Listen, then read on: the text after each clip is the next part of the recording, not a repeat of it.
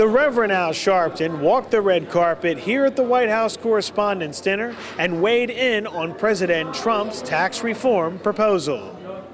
Just had a question for you about the Trump tax plan.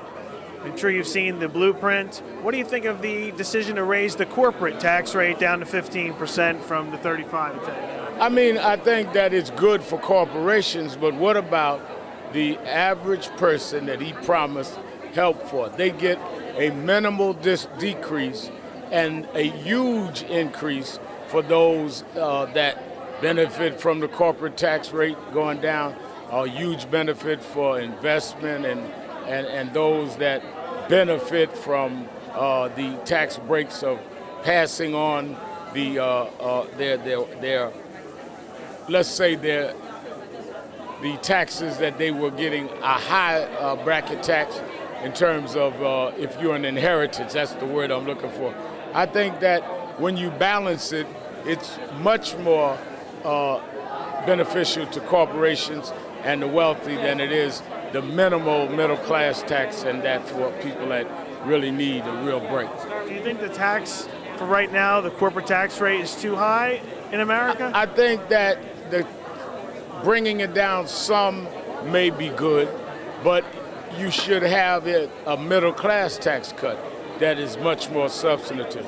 There's no evidence that lowering the corporate tax is going to reap a lot of jobs. Now, what about the individual rates? He put forth cuts to the individual rates across the board. Is that something you could support? But if you've got $10 and I have $1 and we say we're going to cut everybody a dime, you only gave me a pat on the back. I've given you a whole surgery. So the comparison is that rich people are getting a lot more because it's across the board. They have a lot more when that percentage is dropped that they save. If the administration keeps the high rates the same but cuts it for everybody else in every other bracket, is that something you would? I think it would be better for the people that he promised.